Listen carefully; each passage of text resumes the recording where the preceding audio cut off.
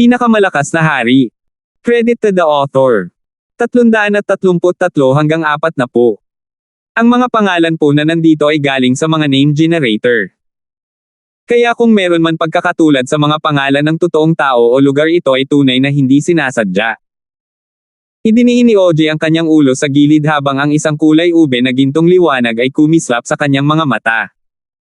Matapos magbukas ang kanyang bloodline power at iwinagayway niya ang kanyang stick, bahagyang yumanig ang buong arena.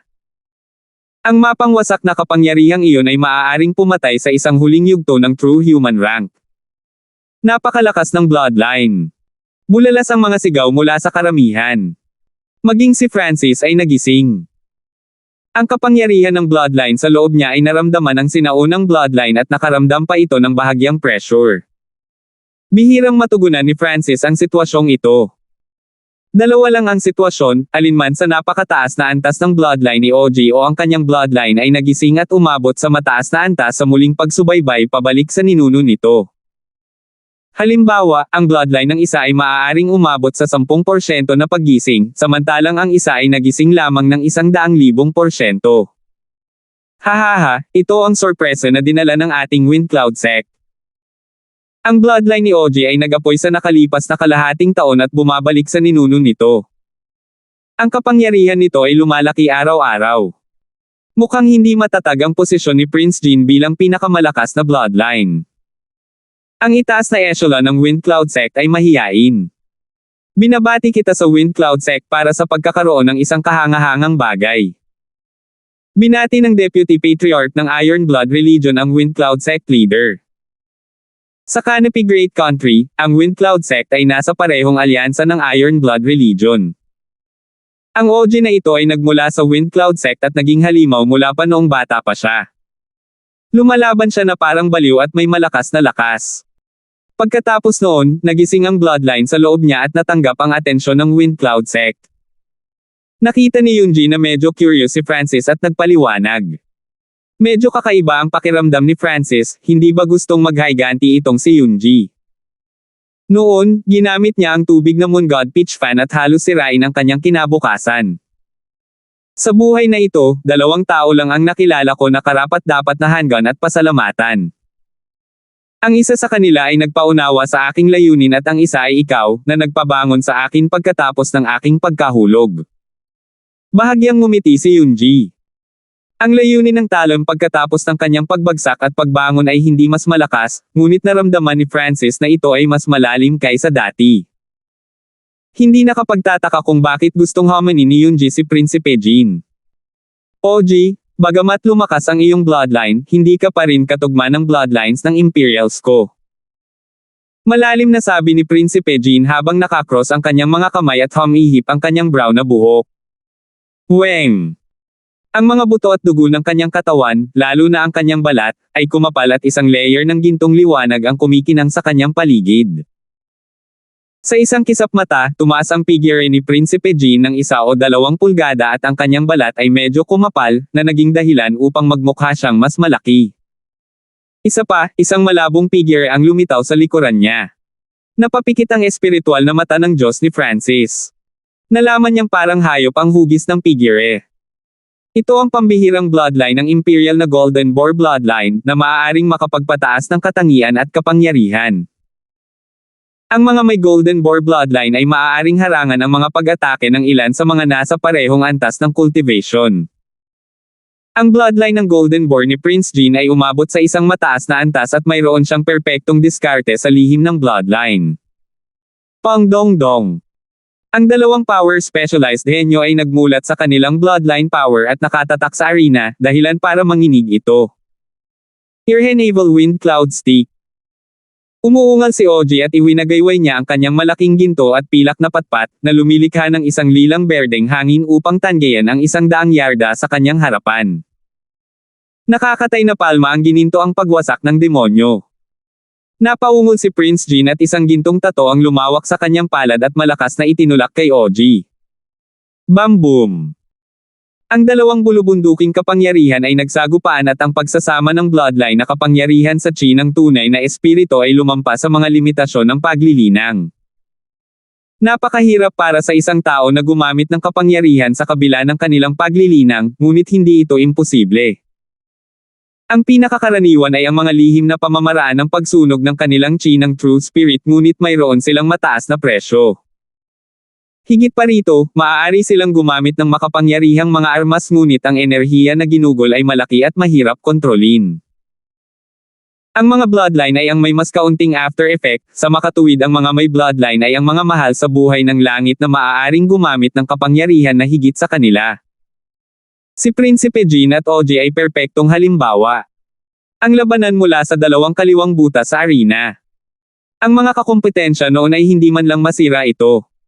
Parang nag-aaway ang dalawang higanti habang nanginginig ang arena. Ang dalawang halimaw na ito. Ang mga anak ng langit mula sa buong bansa ay nanginig ang kanilang mga puso nang makita nila ito.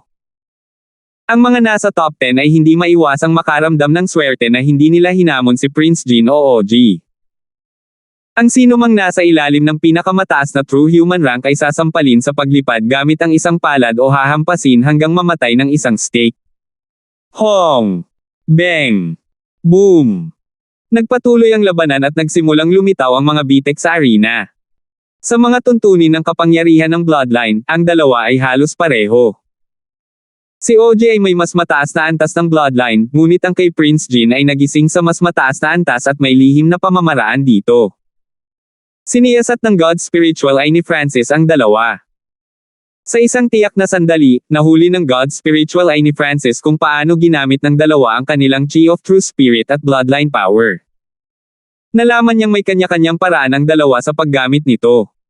Si OG ay bago pa rin dito, ngunit tiyak na may kumpletong kasanayan si Prinsipe Jin. Oo. Sinampal ni Francis ang kanyang sarili sa noo. Matapos suriin ang paggamit ni na Prince Jin at OG ng Bloodline, sa wakas ay napagtanto niya kung gaano niya kadelikado ang paggamit niya sa sarili niya. Hindi man lang crude. Hindi man lang natutunan ni Francis kung paano gamitin ito at maaari lamang itong gamitin ng pilit. Siyempre, hindi lahat ng sisihin ay maaaring kay Francis. Ang kanyang bloodline power ay nagmula sa kanyang God Spiritual Eye, na nagpabago sa kanyang katawan. Sa makatuwid, wala siyang angkop na bloodline o ang paraan kung paano ito gamitin. Kung ikukumpara sa kanya, si Prince Jin ay may kumpletong lihim na pamamaraan na ginawa para sa kanyang bloodline.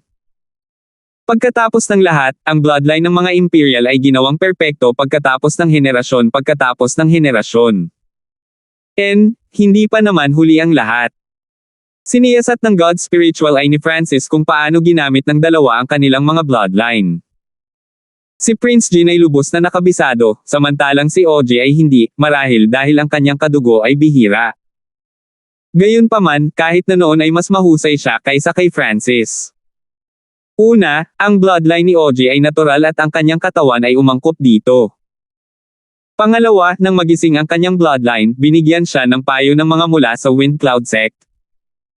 Sa kabilang banda, si Francis ay nagmula sa isang malayong lugar kung saan bihira ang mga linya ng dugo. Matapos suriin ang mga ito, sinuri ni Francis kung paano gumamit ng mga bloodline.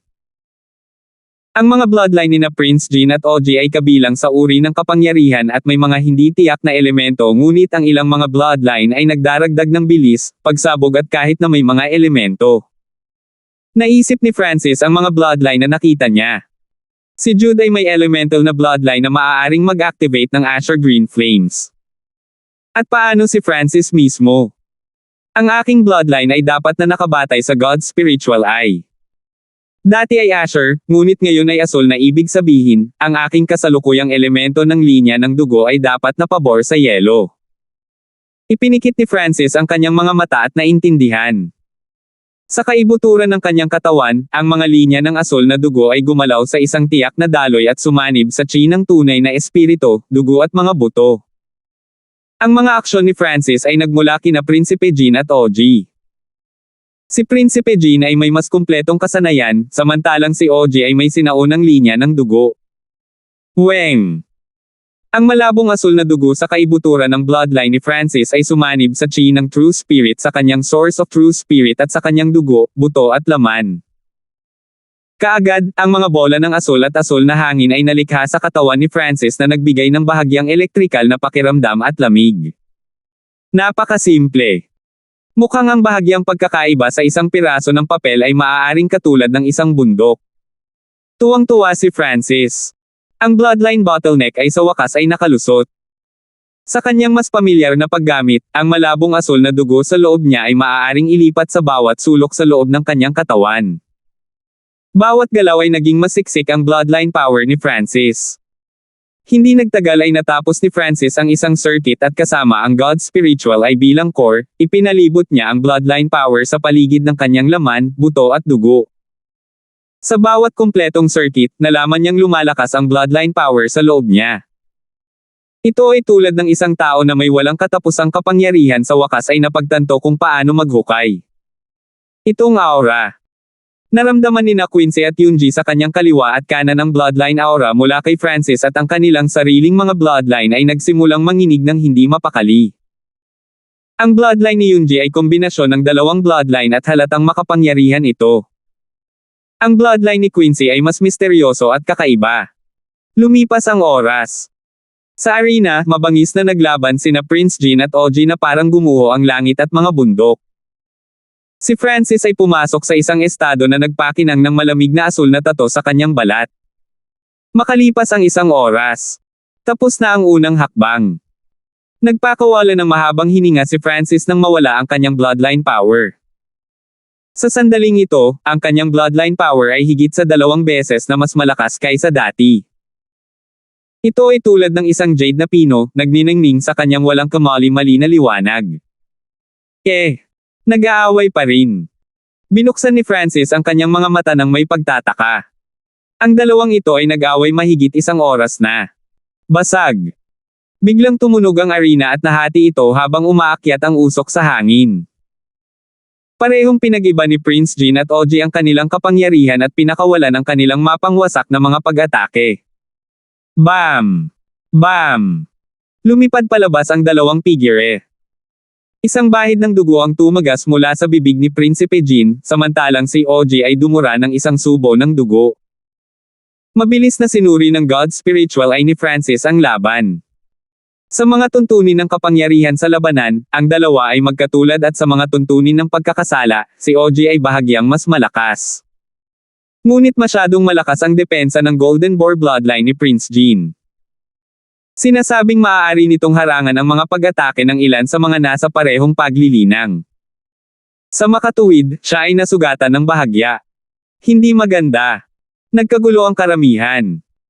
Habang umatras ang dalawa, dinala nila ang natitirang shockwave na mas malakas kaysa sa anumang pag-atake mula sa dalawa.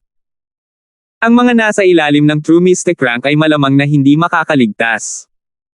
Ang landas ng pag-urong ni Prinsipe Jin ay kung saan ang mataas na entablado kung saan naroon ang 10 bituin. Gagamitin ko ang pagkakataong ito para patayin si Francis. Sinadya ni Prince Jin na magpanggap na hindi niya mapigilan ang kanyang pag-atras at dinala ang kanyang Golden Boar figure at shockwave kay Francis. Hindi maganda. Quincy, Yoonji at kumpanya ay hindi handa. Gayunpaman, paano makakatakas ang landas ni Prinsipe Jin sa espiritual na mata ni Francis? Bastos ka. Si Francis ay umungal at ginamit ang kanyang bloodline power sa isang tiyak na paraan na ito ay tumulak pasulong. Inilabas niya ang isang palad at sa sandaling ibinaril ang palad na iyon, isang malabong asul na figure ang lumitaw sa likod ni Francis na parang nagmula ito sa sinaunang panahon. Boom! Ang palad ng kidlat at malamig na asul na liwanag ng nakagigimbal na layunin ay tumama kay Prinsipe Jin ng isang bam. 334. Bam! Ang palad ni Francis ay umungol sa hangin at yelo. May mahinang kinang dito na puno ng malamig na buto. Sa tabi niya, sina Yoonji at Quincy ay nakatitig sa likod ni Francis na may mga natigil ang ekspresyon. Nang i-activate ni Francis ang kanyang bloodline power, isang malabong icy blue figure ang lumitaw sa kanyang likuran. Para itong Diyos noong sinaunang panahon. Ang nag-charge na Prinsipe Jin ay maaari lamang tanggapin ang suntok na ito mula kay Francis. Pang! Ang mga arko ng kidlat ay lumipad kung saan-saan at ang liwanag ng liwanag ay sumabog habang binalot nito si Prinsipe Jin. Wow! Iniluwa ni Prinsipe Jean ang isang subo ng dugo, ngunit ito ay nagyelo sa kanyang bibig. Kahit na ang kanyang nakakatakot na mga katangian, isang malamig na lamig ang kumalat sa kanyang katawan, na naging sanhi ng kanyang mga ngipin sa pagdatsa. Damn it! Mas nasugatan ngayon si Prince Jean kaysa dati at nagyayelo ang kanyang dugo. Maging ang kanyang bloodline at chi ng True Spirit ay nagpakita ng mga palatandaan ng pagyayelo. Ang pagpapaikot sa kanila ay napakahirap na. Sa ilalim ng tingin ng lahat, si Prinsipe Jean ay nababalot ng isang layer ng yelo at ang kanyang katawan ay naging malamaya at nanlamig. Francis, bakit mo ako inatake? Si Prinsipe Jean ay umungal habang siya ay unang nag-akusa, habang palihim na pinapagana ang kanyang bloodline power at chi ng True Spirit para matuno ang mapangwasak na sipon. Sure! Ang asul na buhok na kabataan ay sumugod sa tabi ni Prinsipe Jean nang walang sinasabi at pinalayas. Si Prince Jean ay pinalayas mula sa mataas na entablado, at ang kanyang napakalaki na figure ay lumipad palabas ng 12-dosenang yarda. Flop! Sa sandaling bumagsak si Prinsipe Jean sa lupa, dumura siya ng isa pang subo ng dugo, kung ito man ay dahil sa pinsala o galit ay hindi tiyak. Pinagmasdan ito ng mga dalubhasa na nagtipon sa paligid ng may dilat na mga mata at nakanganga ang mga bibig. Ang batang ito ay may purong sinaunang bloodline at tila mas malakas pa siya ng kaunti kay Prince Jean. Ang pagtaas ng bloodline ay maihahambing kina Prince Jean at OG, ngunit mayroon itong misteryosong elemento ng yelo. Anong bloodline ang kinakatawan ng figure sa likod niya? Isa kaya ito sa Great Ancient 10,000 Races? Ngunit hindi yun posible. Ang mga eksperto mula sa buong bansa ay bumulalas at nagsuri. Sa pamamagitan ng lihim na pamamaraan upang buksan ang linya ng dugo, ang kapangyarihan nito ay tumaas ng higit sa isang antas at ang mga pag-atake sa linya ng dugo ay naglalaman ng elemento ng yelo. Ang palad noon ay maaaring magbanta sa mga nasa True Mystic rank, at ang mga normal na True Human ranker ay magiging yelo. Kung ito ang Fan-Flying Bandit, wala na siyang pagkakataong makataka sa pagkakataong ito. Ang mga kababalaghang may dugo ay talagang mga anak ng langit.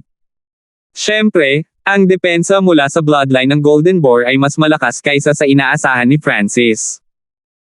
Ang kalaban ay nakahawak ng isang palad sa ulo at bagamat siya ay bahagyang nasugatan, hindi siya nakatanggap ng kritikal na pinsala.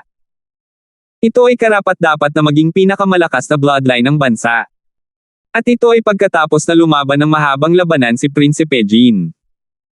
Francis, anong uri ng bayani ang umaatake sa isang tao sa likod nila? Kung mayroon kang lakas ng loob, labanan natin ang ulo. Gumapang si Prinsipe Jean mula sa lupa, puno ng puot at galit ang kanyang puso. Noong una ay gusto niyang patayin si Francis, ngunit hindi niya inaasahan na ganoon kabilas ang reaksyon ng huli, na-activate pa niya ang kanyang bloodline power. Hehe, naglakas loob ka na bang awayin ako ngayon? Isang mapaglarong ngiti ang lumitaw sa mga labi ni Francis. Ikaw. Tumigil sa pagsasalita si Prince Jean na may pangit na ekspresyon. Sa kanyang kasalukuyang estado, siya ay nasugatan at nagkaroon ng maraming bloodline na kapangyarihan at chi ng True Spirit, na hindi nagbibigay sa kanya ng kumpiyansa na talunin si Francis. Ang bloodline attack mula kay Francis noon ay nagulat sa kanya. Ang pagkilos na iyon ay bumagsak sa kanyang bloodline defense at naglalaman ng kapangyarihan ng yelo na nagpapahina sa kanyang dugo at nagpabagal sa sirkulasyon ng kanyang chi ng True Spirit at bloodline. Kung itinulak ni Francis ang 12-dosenang mga palad sa halip na isa lamang, ang resulta ay hindi maiisip. Mga walang hiya, ang prinsipe na ito ay hindi mo lilanlangan. Ipaglalaban kita kapag nakabawi na ako, ay tenggal ni Prinsipe Jean, na parang nawala ng mukha. Kung talagang nagpapanggap siyang bayani, mas mataas ang tsansa na matalo siya kaysa manalo. Francis. Ang bastard na ito ay may napakalakas na bloodline. Sa pinakamaraming kondisyon, maaaring hindi niya makakapareha si Prince Jean. Ang mga kadugo ng Jeans ay dalubhasa sa lakas at depensa, hindi sa bilis. Kapag sila ay lumaban, si Francis ay makakalaban sa kanya. Nag-uusap ang mga elder ng mataas na echelon mula sa Imperial. Hindi niya kapareha si Prinsipe Jean maliban na lang kung gumamit siya ng ipinagbabawal na kasanayan ng walang pagsasaalang-alang sa pagbabayad ng presyo. Bumantong hininga si Empress Queen habang mataimtim na nakatingin kay Francis. Dalubhasa si Francis sa bilis, at ang kanyang bloodline na kapangyarihan ay naglalaman ng elemento ng yelo, na maaaring makapagpigil sa paggalaw at bilis ng kanyang kalaban. Kapag nag-away sila, maaaring wala ng pagkakataong lumaban si Prince Jean. Hahaha.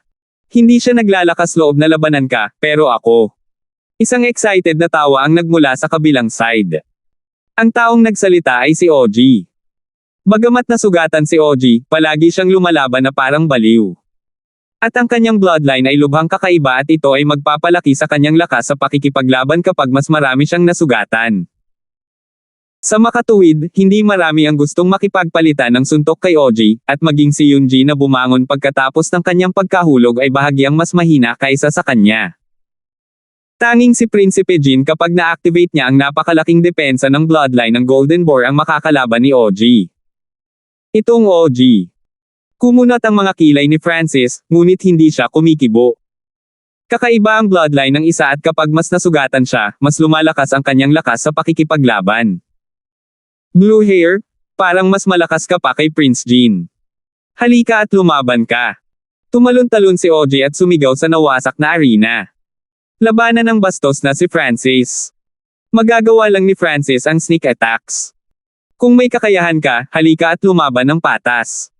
Hehe, sinalakay lang ng asong ito si Prince Jean, pero ngayon naging pagong. Ang mga henyo na nanunood ay tumawag ng kanilang mga panunuya.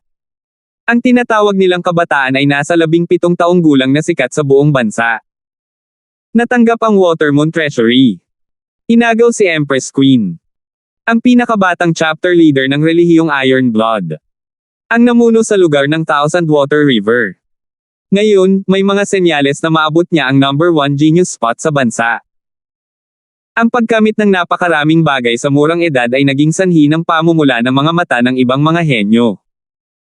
Gayunpaman, umupo si Francis sa upuan at ipinikit ang kanyang mga mata. Kakagamit lang niya ng bloodline power niya at ginagawa pa rin niya ito. Bagamat maaaring kopyahin ng espiritual na mata ng Diyos ni Francis ang ilang simpleng galaw, ang mga bagay ng iba ay palaging iba at hindi ang pinakaangkop para sa kanya. Blue-haired na bata, kailangan mong lumaban kahit ayaw mo. Tumawa si OG at iwinagayway ang kanyang ginto at pilak na patpat kay Francis. Ang mga Imperial at ang regulating team ay sadyang hindi napigilan at nagkaroon ng mga nakasisiglang ngiti sa gilid ng kanilang mga bibig. OG, huwag kang magdulot ng gulo. Si Francis ay nagmula sa Iron Blood Religion at kaalyado ng Wind Cloud Sect natin. Nagbago ang ekspresyon ng Wind Cloud Sect leader nang magsalita siya. Gayunpaman, si OG ay pumasok sa isang baliw na estado at hindi siya nakinig sa kahit ano. Ang kanyang likas na katangian at madalas na hindi nakikinig sa kanyang mga nakatatanda. Mata ng ilusyon. Ang God Spiritual Eye ni Francis ay na-activate. Ang malabong asul niyang kaliwang mata ay naglabas ng walang katapusang nagyayelong lawa. Sa pagharap sa mga halimaw na pisikal na malalakas na kalaban, ayaw ni Francis na pasukin sila. Sure!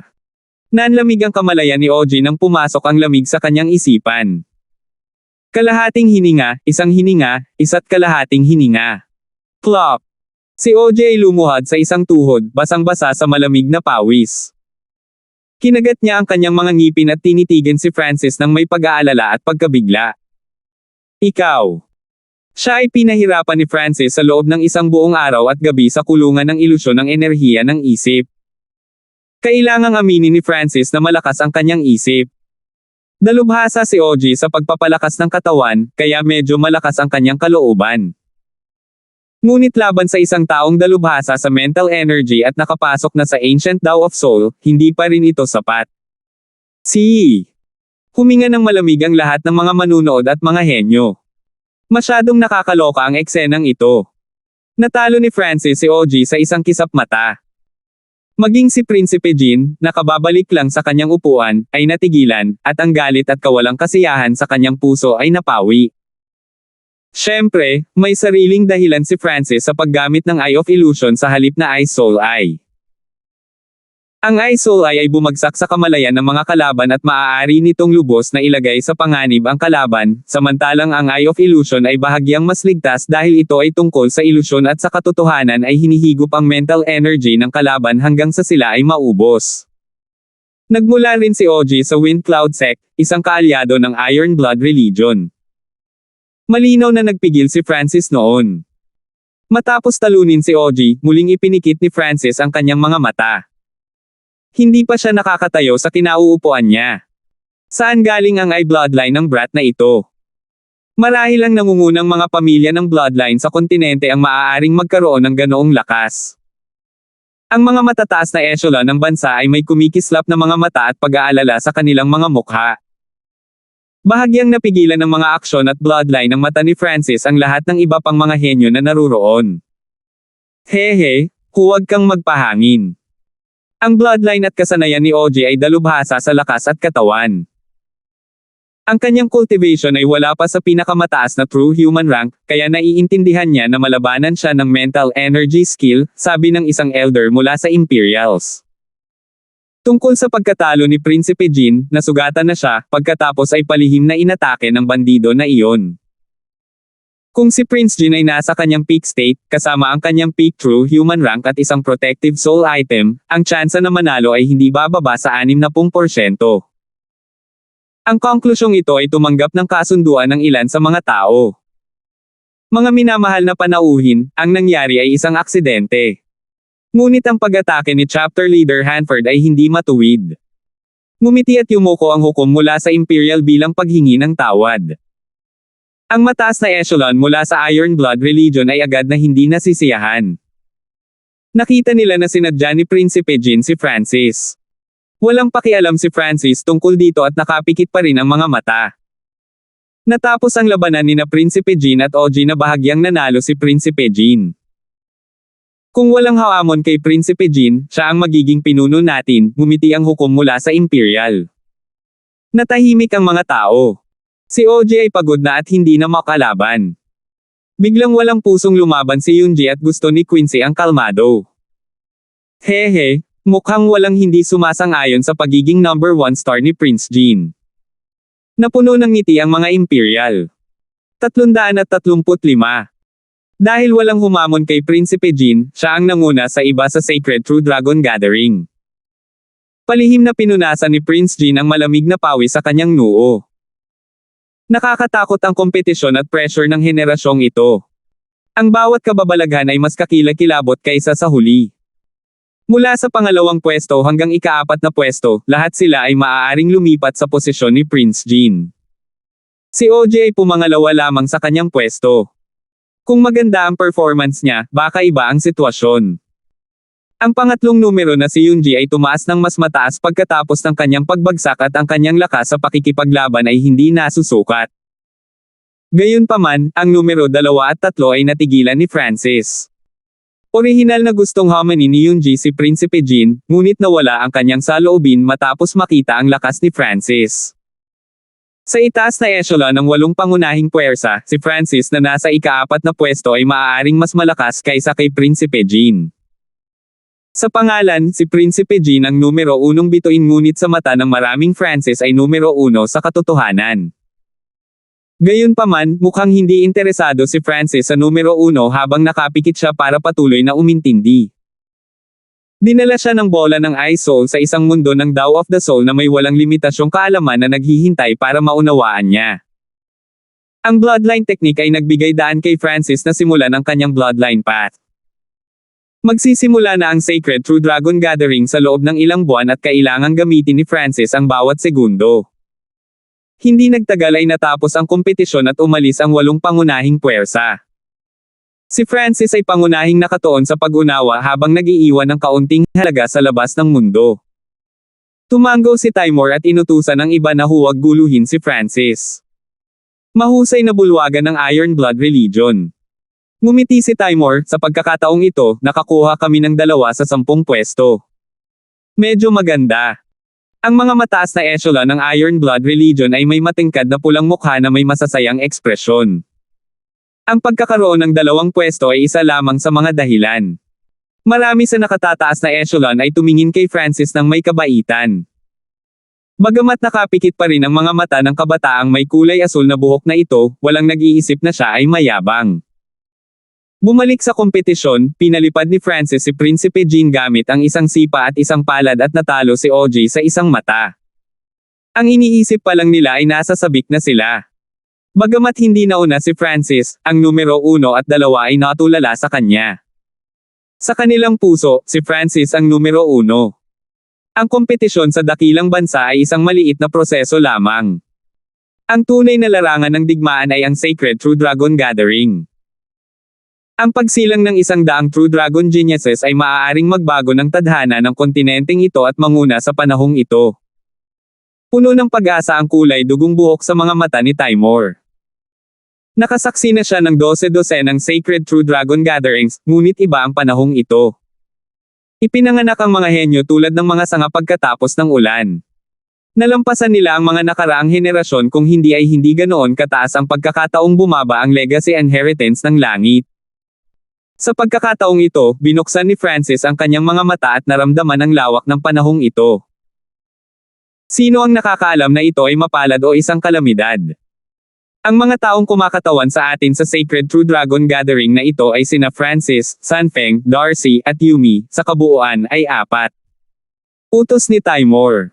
Bakit biglang naging 4 na tao? Naguguluhan si Francis. Ito ay ganito. Bilang isang half-star faction at halos isang full one-star faction sa tuktok nito, ang Iron Blood Religion ay may 2 kumpirmadong lugar. Sa buong Canopy Great Country tanging ang Imperials, Iron Blood Religion, Chinsword Palace at ilan pa ang may ganitong kaluwalhatian. Medyo malayo pa ang 4 na malalaking pamilya. Paliwanag ng isang chapter leader sa malapit. Naiintindihan ni Francis. Sa mga tuntunin ng lakas, ang Iron Blood Religion ay mas makapangyarihan kaysa strong countries. Kung ang mga malakas na bansa ay mayroon ng 2 putik, paano magkukulang sa kanila ang bakal na Blood Religion? Ang mga bansa ay magkakaroon ng kanilang sariling mga pwesto at ang mga paksayon ay magkakaroon din ng kanilang sarili kung sila ay sapat na malakas. Ang pagraranggo ay ipinamahagi sa pamamagitan ng sinaunang paraan. Ang mga puwersang kalahating bituin tulad ng Iron Blood Religion ay may 2 spot. Ang isang puwersa ng bituin tulad ng Heavenly Yuan Clan sa Northern Continent ay mayroong 10.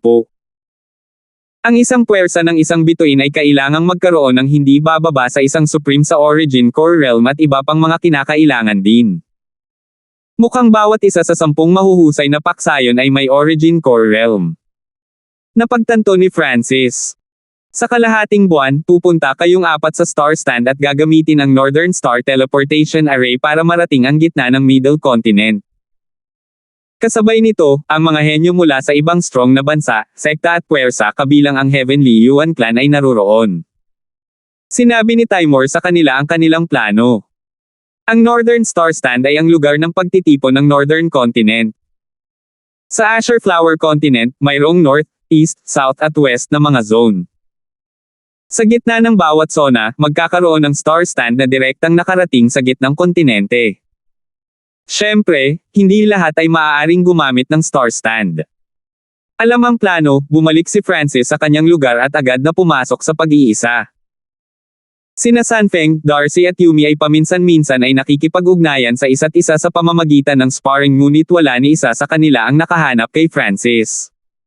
Hindi sila ka-level ng 3 sa kanya. Maging si Sanfeng ay nakamasid lamang mula sa likuran. Sa bulwagan, nakaupo si Francis na naka-crossleg na nakapikit. Patuloy niyang sinubukan ang bloodline technique sa dimensyon ng kanyang kaliwang mata. Ang discarding ito ay kinopya ni Prince Jean at ng kumpanya at inilipat sa kanyang sarili. Sa kasalukuyan, ang pamamaraan ay masyadong krudo at hindi perpekto. Ang aking bloodline ay natatangi. Ito ay batay sa God's spiritual eye. Maaari lamang akong tumingin sa iba pang mga lihim na diskarte at pagkatapos ay subukan ito sa aking sarili. Napabuntong hininga si Francis. Kung gusto ni Francis, ang Iron Blood Religion ay magbibigay sa kanya ng mga diskarte sa bloodline ngunit ang kanyang bloodline ay nakasalalay sa kanyang sarili. Makalipas ang ilang araw, tumingin si Francis sa maraming diskarte sa bloodline na nagbigay daan sa kanya na simulan ang pagperpekto sa sarili niya. Sa isang pag-iisip, ang kanyang bloodline power ay naging 12-dosenang linyang umikot sa kanyang katawan at tila may kanya-kanya silang iniisip dahil hindi sila nagkikita o nag-aaway sa isa't isa. Bukas. Bahagyang napabulala si Francis habang ang 12-dosenang linya ay naging daan-daan at nagsanib sa kanyang Chi of True Spirit habang ang ibang bahagi ay nakakabit sa balat. Agad na lumitaw ang isang manipis na tato na yelo sa kanyang katawan at isang malabong asul na figure ang lumitaw sa kanyang likuran. Naunawaan ni Francis na ang malabong asul na figure ay sumasalamin sa bahagyang estado ng bloodline's ancestor. Kung masyadong mababa ang density ng dugo, isang hugis lamang ng milyon-milyong ninuno ang lilito. Upang ganap na muling likhain ang hugis ng mga ninuno, ang linya ng dugo ay kailangang mag-retrace ng hindi bababa sa 50% pabalik sa ninuno nito. Sa isa pang pag-iisip, ang kapangyarihan ng bloodline ay nawala at sumanib pabalik sa kanyang katawan. Sa sandaling ito, mas malakas ang kanyang bloodline power kaysa noong nakaraang kompetisyon lalo na sa familiarity at control. Matapos ma-stabilize ang bloodline technique, muling pumasok si Francis sa Ancient Tao of the Soul. Ang Ancient Tao of the Soul ay isang malaking sangay kung saan ang mga diskarte sa enerhiya ng pag-iisip ay isang maliit na bahagi lamang. Ang kapangyarihan ng mental na enerhiya ay nagmula sa core ang soul. Ang bola ng I Soul ay may impormasyon tungkol sa Ancient Tao of Soul, ngunit higit pa rito ay tungkol sa I Soul. Nakatuon ang I Soul sa elementong yelo sa kaluluwa. Ang Tao of I Soul ay lubos na tugma sa mga katangian ng aking kasalukuyang spiritual eye ng Diyos. Mas madaling maunawaan ito. Tumango si Francis. Ang tanging ikinalulungkot ay ang impormasyon sa loob ng bola ng I Soul ay hindi kumpleto, kaya hindi kumpleto ang buong sistema. Gayunpaman, kahit noon ay masaya si Francis. Kung hindi niya nakuha ang bola ng I Soul, hindi niya mahuhukay ang potential ng I bloodline niya. Sa ilalim ng sitwasyong iyon, malamang na maaabot lang niya ang top 50 sa Sacred True Dragon Gathering, ngunit ngayon ay nasa kanya na ang bola ng I Soul. Ang kanyang mga pagkakataon ay tumaas ng malaki, na nagpapahintulot sa kanya na maabot ang pinakamataas na 20. Sa isang kisap mata, 100 araw na ang lumipas. Naintindihan ni Francis ang higit sa kalahati ng mga nilalaman sa I Soul Foundation. Ang ikalawang antas ng Power of I Soul ay mas malalim at mahirap intindihin. Ngunit sa pag-unawa ng sinaunang daw ng kaluluwa, ang mental energy ni Francis ay tumaas ng mabilis. Sa sukat ng kanyang kaliwang mata, ang nagyayelong lawa ay umabot sa 9 na yarda. Isa pa lang ang magbibigay daan sa antas ng enerhiya ng isip ni Francis na maihambing sa True Mystic rank. Walang sino man sa ilalim ng True Mystic rank ang makakahadlang sa isang mata mula sa akin. Kahit na iyong mga normal na True Mystic rank expert ay maaaring malinlang. Kumpiyansa na nag-isip si Francis. Sa mga tuntunin ng mental energy, naabot na niya ang pinakamataas na true human rank, ngunit ang kanyang mental energy source ay nalampasan ang mga nasa parehong antas. Ang mga eksperto sa normal true mystic rank na may mahinang kalooban ay maaaring malantad kay Francis at malinlang. Sa araw na ito, umalis si Francis sa pag-iisa. 2 araw na lang ang natitira bago umalis. May naalala pa siya at iyon ang misyon ni Regan Master. Chapter Leader, ito ang sandata na pinanday ni Regan Master para sa iyo. Naglabas si Darcy ng isang itim na metal na kahon. Binuksan ni Francis ang kahon at naramdaman ang paglabas ng malamig na hangin. Sa sandaling nabuksan ang metalikong kahon, kumikinang ang asul at asul na liwanag.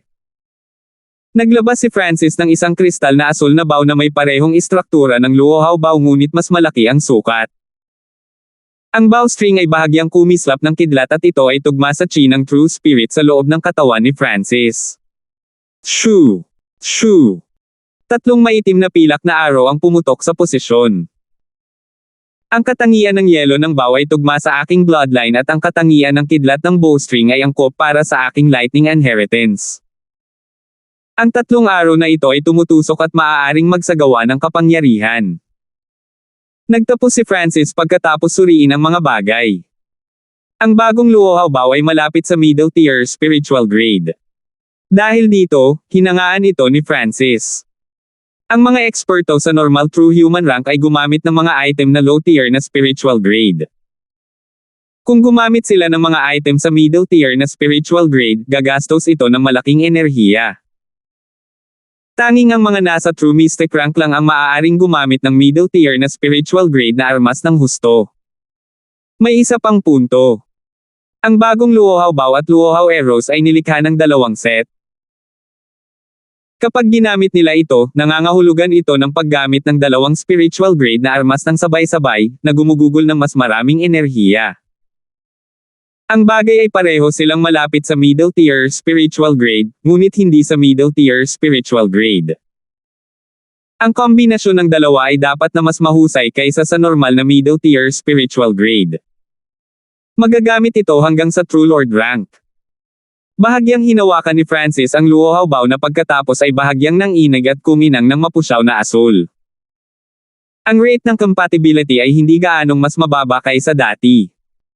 Ngayon ay nasa Francis na ang lahat ng armas na kailangan niya para sa Sacred True Dragon Gathering. 336. May 2 araw pa bago umalis. Ang 4 na henyo na kumakatawan sa Iron Blood Religion ay naghanda na. Lumapit si Sanfeng at ang kumpanya para humingi ng payo kay Francis. Ilang araw na ang nakalipas, sina Sanfeng, Darcy at Yumi ay nag-sparring lahat sa isa't isa ngunit hindi sila nagkaroon ng pagkakataong makipag-spar sa mga henyo sa tuktok ng Northern Continent. Oo naman. Tumango si Francis at siniyasat ang tatlo. Hindi naman gaanong nagbago ang paglilinang ng tatlo. Pagkatapos maabot ang True Spirit Realm, ang pag-unlad sa cultivation ay mahirap at maaaring ito ay ilang beses na mas mahirap kaysa dati. Kung ang pagkakaiba sa cultivation ay isang ranggo tulad ng True Human Rank at True Mystic Rank para sa mga nasa parehong edad, ang kanilang cultivation speed ay mag-iiba ng ilang beses. Kasama rito si Francis. Bagamat umunlad ang kanyang cultivation, medyo mula pa rin ito sa huling yugto ng True Spirit Realm.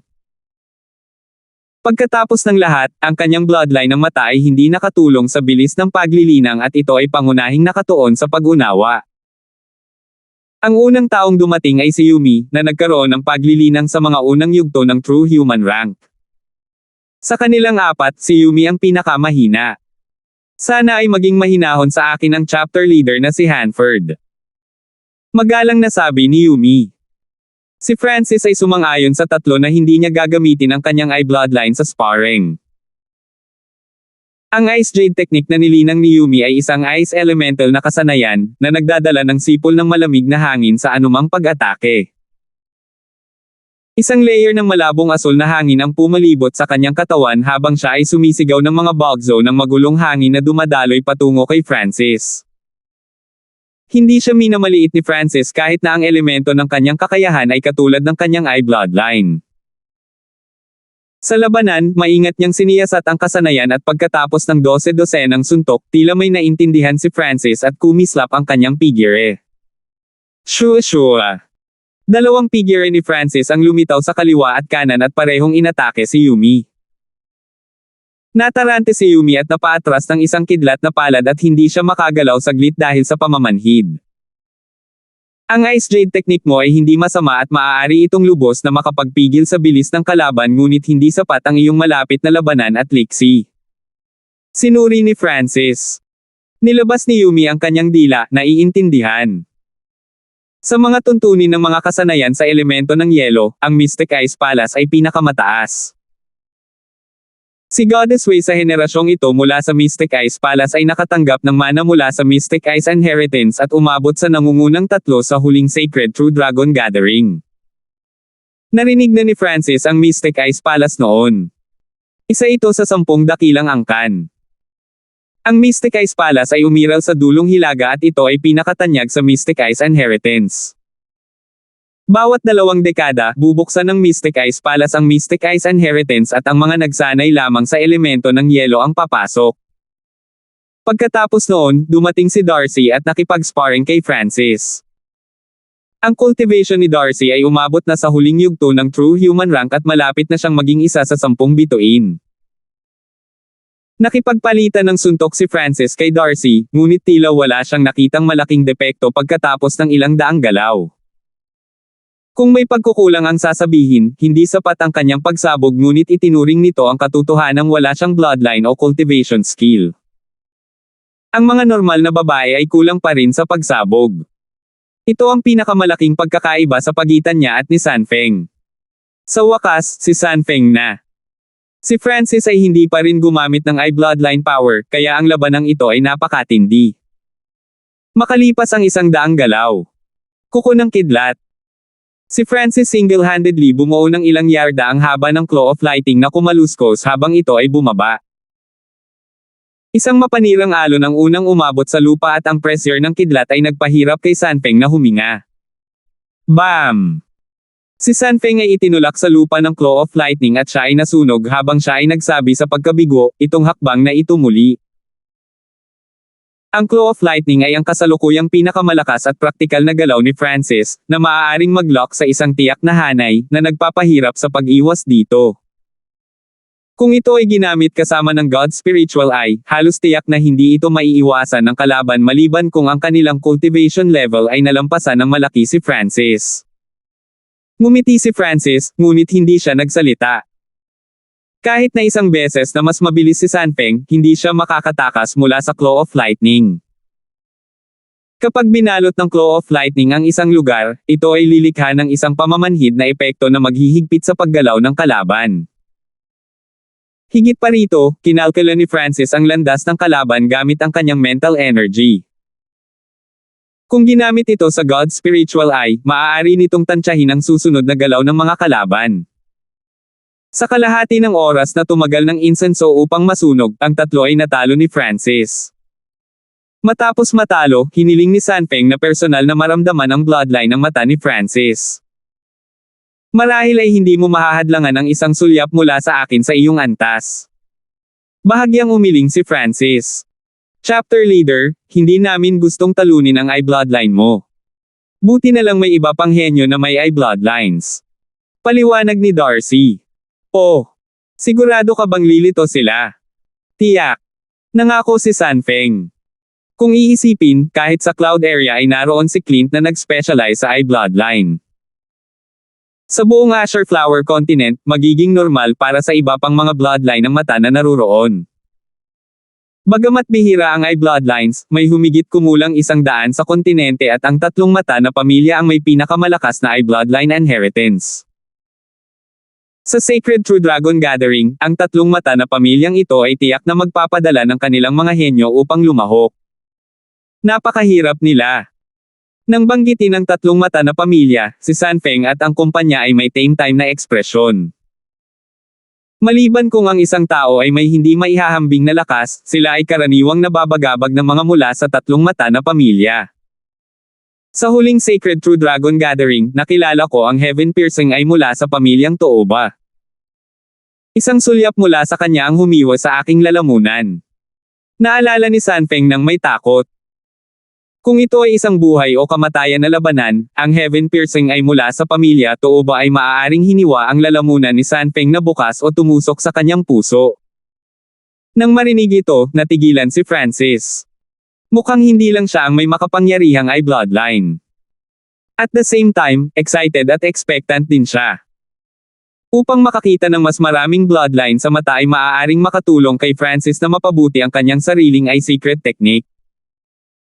Kailangang malaman ng isang tao na ang God's Spiritual Eye ni Francis ay dalubhasa sa pag-unawa at maaari nitong kopyahin ang mga hindi masyadong komplikadong kasanayan. Sige, ayon sa gusto mo. Si Francis ay nakatayo sa lugar habang ang kanyang asul na buhok ay umiihip.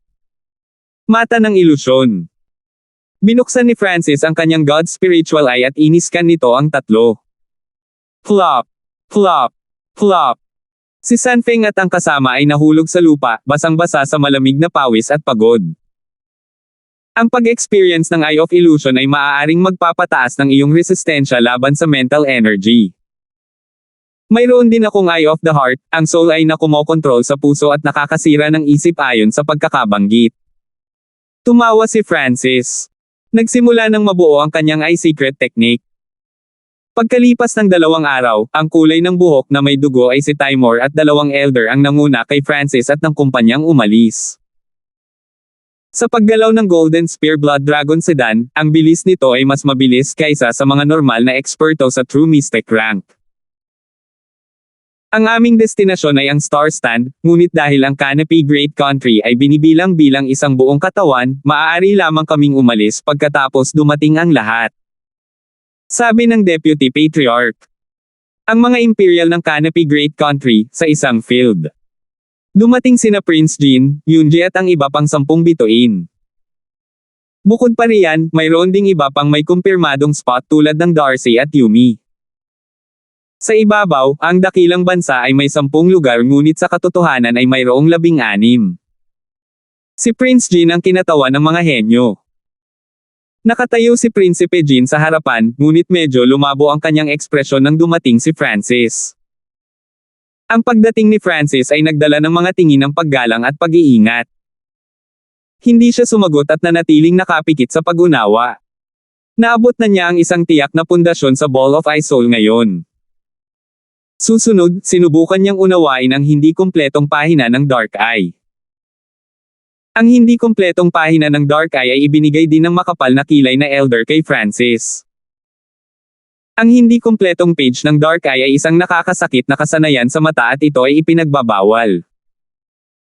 Hindi nagtagal ay pumasok ang kamalayan ni Francis sa mundo ng hindi kumpletong pahina ng Dark Eye.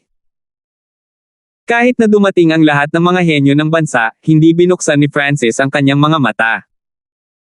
Sa paglalakbay, pinangunahan ng 2 elder ang 4 na henyo sa isang True Mystic rank flying beast. Huhu! Malakas ang hangin sa himpapawid at maaaring mawalan sila ng balanse. Si Francis ay nawawala pa rin sa pangunawa.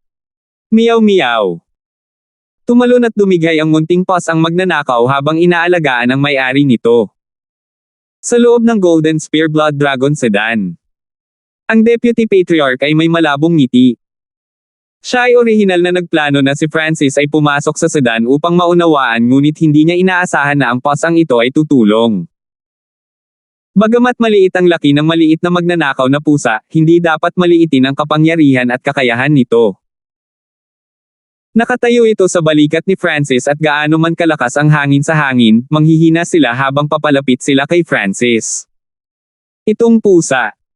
Tinitigan ng Deputy Patriarch ang munting paws ang magnanakaw at may naisip. Nakakita na siya ng mga katulad na espiritual na alagang hayop ngunit 2 lamang sa kanila ang tunay na misteryoso. Ang isa sa kanila ay ang nasa harap at ang isa ay malamang na ang sage ng 6 Warlock Tower. Minsan nang nakita ng Deputy Patriarch ang 6 Warlock Sage. Ito ay noong ang Patriarch ay isang Supremo sa Origin Core Realm. Sa ilalim ng patnubay ng 6 Warlock Sage, ang Patriarch ay nakatulog ng mahimbing, naghihintay ng sirit ng pag-asa sa hinaharap. Meow! Umikot ang mga eyeballs ng maliit na magnanakaw na pusa habang tila may naramdaman ito at sumulyap sa Golden Spear Blood Dragon Sedan. Ang katalinuhan sa mga mata nito ay tiyak na hindi maaaring magkaroon ng isang nilalang na 1 hanggang 2 taong gulang. Sa loob ng sukat ng kaliwang mata ni Francis. Sa dimensyon ng mental energy, lumitaw ang isang punit-punit na lumang libro. Bahagya ang lumang libro at malabo ang ilang nilalaman nito. Ang hindi kumpletong pahina ng Dark Eye ay hindi dapat linangin ng mga mahinang bloodline ng mata at ang mga nasa ilalim ng Origin Core Realm ay kailangang mag-ingat sa paglilinang. Binasa ni Francis ang nilalaman at naantig. Masyadong marami ang mga kinakailangan para matutunan ang kasanayang ito. Una, kailangan ng isang makapangyarihang linya ng dugo sa mata. Pangalawa, ang cultivation ng isang tao ay dapat nasa Origin Core Realm o mas mataas at ang minimum na standard ay ang True Lord rank. Nakatingin lang si Francis dito at hindi siya masyadong nag-isip. Ang huling layunin ng hindi kumpletong pahina ng Dark Eye ay ang linangin ang ipinagbabawal na pamamaraan ng lihim ng mata ang Eye of Death. 337. Ang mata ng kamatayan ay isang ipinagbabawal na pamamaraan na kumakatawan sa kamatayan kapag sinanay sa huling antas. Kapag natapos ko na ang mata ng kamatayan, anumang bagay na nasa ilalim ng tingin ng mata ay sisipsipin ang kanilang kaluluwa. Bagamat hindi ito makapagpasya kung sino ang mabubuhay, maaari itong magpasya kung sino ang mamamatay. Muling nabaligtad ang pananaw ni Francis sa mundo.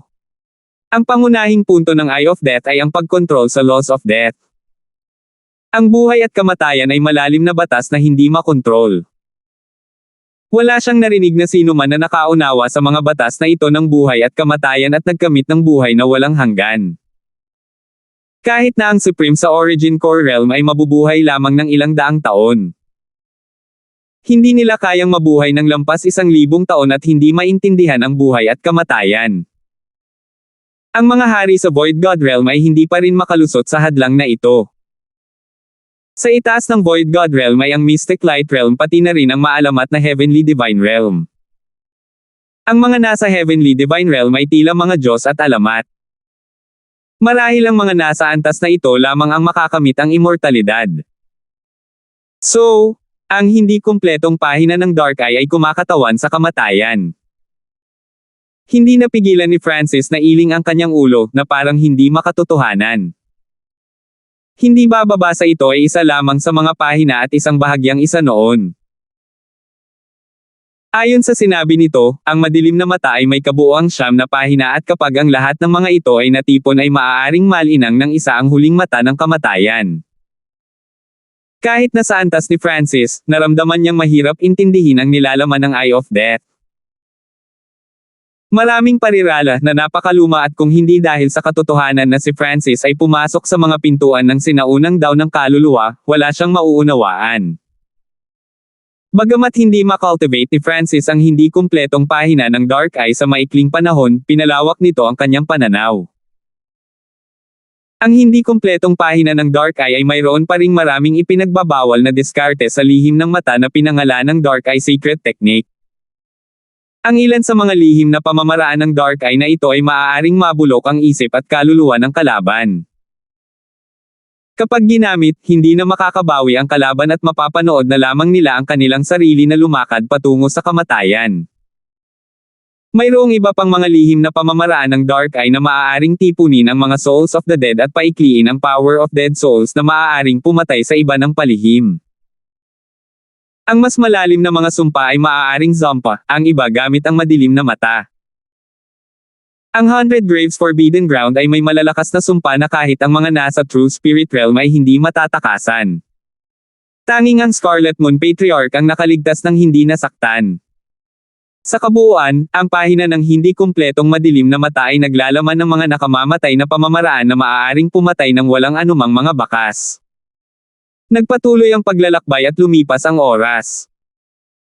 Sinimulan ni Francis na basahin ang hindi kumpletong pahina ng Dark Eye at kahit na hindi pa siya nakakatuntong sa Tao, mayroon siyang mga iniisip at ideya mula rito. Sa tulong ng hindi kumpletong pahina ng Dark Eye at ang pundasyon nito, sinimulan ni Francis na gawing perpekto ang kanyang sariling eye bloodline. Sa ngayon, mayroon siyang 2 pangunahing base. Ang isa ay ang Lightning Inheritance at ang isa ay ang Ancient Tao of the Soul, na kinakatawan ng Eye of Ice Soul. Isang pisikal, isang mental na enerhiya. Sa kanilang dalawa, nagkaroon ng malalim na pundasyon si Francis. Sa isang kisap mata, halos 2 buwan na ang lumipas. Sa huling araw, dahan-daang binuksan ni Francis ang kanyang mga mata, nakaramdam ng medyo pagod ngunit isang maliwanag na liwanag ang sumilay sa kanyang mga mata na nagbigay ng mas malakas na mental energy pressure. Sa nakalipas na 2 buwan, ang 2 pangunahing base ni Francis ay bumuti. Ang ikalawang antas ng Ball of Ice Soul ay nagpapataas ng mental energy level ni Francis araw-araw at ngayon ay kapantay na ito ng True Mystic rank. Ang ikalawang palapag ng Lightning Inheritance ay naintindihan halos sa mga huling yugto. Sa sandaling ito, ang simbolo ng kidlat sa noo ni Francis ay unti-unting lumilinaw at kahit na hindi niya ginamit ang kapangyarihan ng Lightning Inheritance, makikita ito. Meow meow. Humikab ang munting pas ang magnanakaw. Salamat. Inilagay ni Francis ang maliit na magnanakaw na pusa sa spiritual pet bag, ngunit nang tingnan niya ang kanyang interspatial na pulse Ares at singsing, nagbago ang kanyang ekspresyon. Fucking magnanakaw na pusa. Nagsalubong ang mga kilay ni Francis sa galit. Bahagyang kumulo ang simbolo ng kidlat ng kanyang noo at ang Lightning Tuan Chi sa malapit ay nagsimulang maging magulo, lumalakas na kulog. Ang mga mapagkukunan at primal crystal stone sa kanyang mga interspatial na item ay nabawasan ng kalahati. Nang hindi man lang nagtanong, alam niyang kinain ito ng munting pas ang magnanakaw. Ang maliit na pas ang magnanakaw ay walang gagawin ng libre at tinutulungan si Francis na harangan ang hangin sa loob ng 2 buwan, halatang kailangan niya ng bayad. Anong malakas na kidlat? Naramdaman ito ng grupo mula sa Canopy Great Country at ang iba pang 10 bituin kasama si Prince Jean ay nakaramdam ng mas malaking pressure. Bahagyang nagpakawala si Francis at binawi ang kanyang aura bago niya hinaila ang maliit na pas ang magnanakaw. Ang munting pas ang magnanakaw ay awang-awang winawagayway ang kanyang mga paa na parang sinusubukang magpaliwanag. Ano? Ikaw ay nasa isang lumalago na yugto at nangangailangan ng mga mapagkukunan at primal crystal stones upang mapunan muli ang iyong enerhiya. May kahina-hinalang siniyasat ni Francis ang maliit na pas ang magnanakaw. Kahit na pagkatapos kumain ng isang bundok ng kanyang mga mapagkukunan, ang pusa ay hindi lumaki ng mas malaki. Meow meow. Ang maliit na pas ang magnanakaw ay kumaway sa paligid upang sabihin na ibibigay nito kay Francis ang lahat ng tulong na magagawa nito sa Sacred True Dragon Gathering. Pagkatapos marinig ang napakaraming mapagkukunan ko, mayroon ka bang mga bagong kapangyarihan? Maliit na pas ang magnanakaw. Umiling si Francis at mas nadismaya sa pusa. Sa sandaling ito, may naramdaman ang God Spiritual Eye ni Francis at tumingin siya sa malayo. May maliwanag na puting liwanag 1,000 milya ang layo na nagbibigay ng kakaibang pakiramdam. Papalapit ng papalapit ang maliwanag na liwanag. The Northern Star Stand. Sa wakas nandito na tayo. Sabi ng mga galing sa Canopy Great Country. Ang maliwanag na liwanag ay isang nagniningning na puting entablado ng bato na halos 10 milya ang lapad. Sa gitna ng entablado ng bato ay isang simple, purong itim na batong pinto. Ang nagniningning na puting entablado na bato na kabaligtaran sa purong itim na pinto ay lubhang nakahahalina sa gitna ng disyerto. Ang disyerto na ito ay may mga sandstorm sa buong taon at sapat na ito para lumunin ang mga tao sa ilalim ng True Spirit Realm. Sa kalangitan, may mga lumilipad na hayop na maaaring makapinsala sa mga nasa True Human rank. So, ito ang Northern Star Stand. Inis ka ng God Spiritual Eye ni Francis ang lugar at nalaman na ang mga materyales dito ay nalampasan ang nalalaman niya. Ang gayong setup ay nagpaalala sa kanya sa sentro ng 100 Graves Forbidden Ground. Habang ang grupo mula sa Canopy Great Country ay dumarating, marami ng tao ang nagkukumpulan dito sa Northern Star Stand. Narito ang mga tao mula sa Purple Rising Great Country at Scarlet Sky Great Country. Inilibot ng mga mata ni Prince Jean ang karamihan. Sa sandaling ito, ang mga tao sa Northern Star Stand ay nahati sa kani-kanilang partido.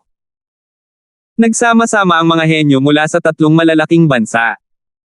Maliban dito, mayroon ding mula sa strong countries, clans at major families. Sa hilagang kontinente, ang bilang ng mga malalakas na bansa ay umabot sa halos 100 ngunit bawat malakas na bansa ay mayroon lamang 2 pwesto. Kung ikukumpara sa kanila, ang 3 dakilang bansa ay napakalaki. Maraming malalakas na bansa ang pinamahalaan sa ilalim ng 3 dakilang bansa. Halimbawa, nang dumating ang mga tao ng Canopy Great Country, maraming malalakas na bansa ang dumating. Ang 3 dakilang bansa ay, the Purple Rising Great Country, Scarlet Sky Great Country at Canopy Great Country. Natagpuan ni Francis na ang 3 mahusay na bansa ay sumakop ng higit sa kalahati ng mga puwersa sa Northern Continent. Kung tutuusin, ang 1 dakilang bansa ay mayroong maraming puwersa at pamilya na may kani-kanilang mga kinatawan. Hehe, munting gintong baboy, nagkita tayong muli. Ang mapanuksong boses ng isang babae ay tumunog mula sa Purple Rising Great Country.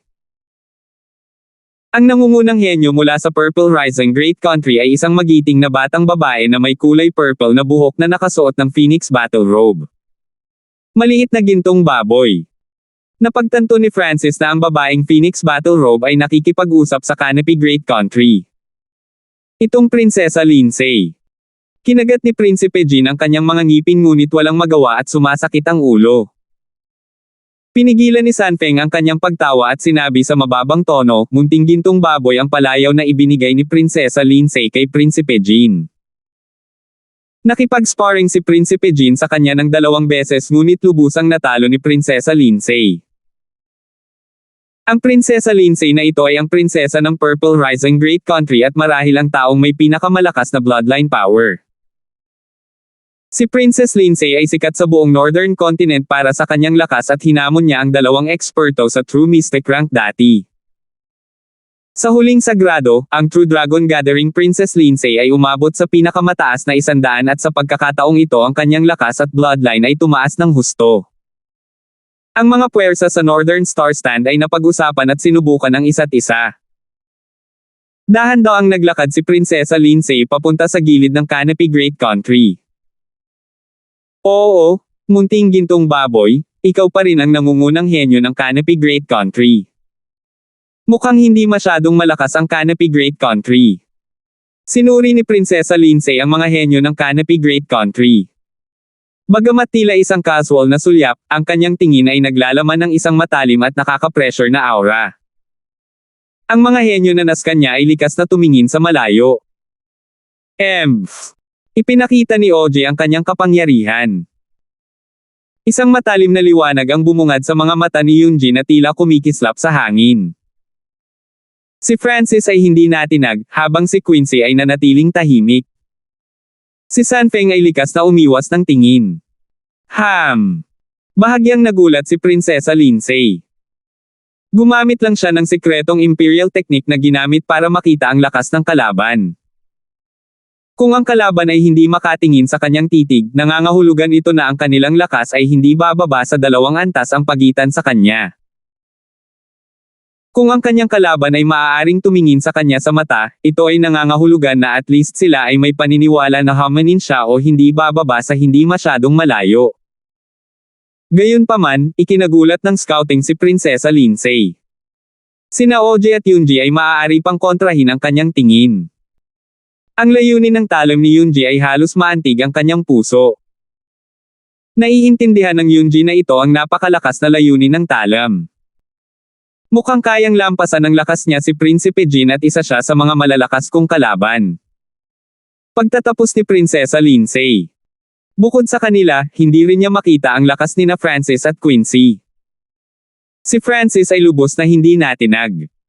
Parang hindi niya pinansin ang tingin niya. Ang ganda ng asul na buhok. Sa isang iglap, dumating si Prinsesa Lindsay sa harap ni Francis na may naiinggit na tingin. Ang buhok ni Francis ay malabong bughaw at mukhang natural.